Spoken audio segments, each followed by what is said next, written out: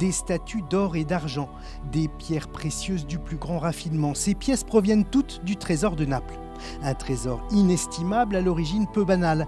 Pour en comprendre l'histoire, il faut remonter au XVIe siècle. Les Napolitains, pour se prémunir de la peste, des désastres provoqués par les guerres ou encore de l'éruption du Vésuve, leur terrible volcan, décident de se placer sous la protection de San Gennaro, un saint au pouvoir miraculeux.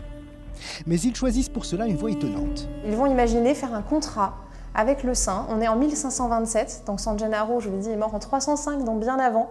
Et symboliquement, mais très officiellement, ce contrat va être passé devant notaire. Donc les Napolitains d'un côté, San Gennaro de l'autre, et ils s'engagent mutuellement à protéger la ville. Donc San Gennaro protège la ville.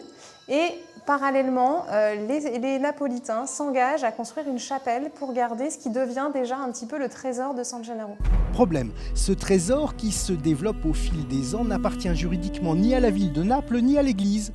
Impossible de vendre la moindre pièce et les dons continuent d'affluer aujourd'hui encore.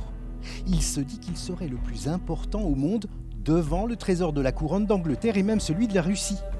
De nombreux souverains se faisaient un devoir d'offrir des œuvres toujours plus magnifiques pour s'attirer les bonnes grâces du saint protecteur et des Napolitains, comme cet ostensoir cadeau de Napoléon d'ordinaire plus enclin à prendre qu'à offrir.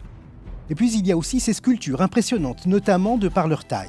On a ici devant nous une sculpture qui fait 1,80 m, qui est toute en argent et argent doré, qui est exceptionnelle par sa dimension, par sa qualité, par ses matériaux et aussi par le sculpteur qui est derrière. 21 000 œuvres constituent le trésor de Naples.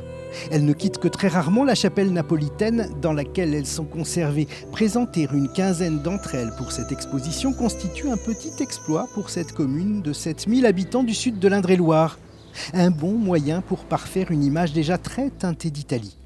Loches, c'est quand même un peu d'Italie avec la Renaissance, et puis on a des grands personnages qui ont marqué un peu notre histoire et surtout aussi, on a les Caravages de Philippe de Béthune, on a Sforza peut-être à Saint-Tour, et l'Italie, les petites rues de Loches font penser à l'Italie. L'exposition Trésor de Naples sera visible à la chancellerie de Loches pendant tout l'été jusqu'au 1er octobre 2021.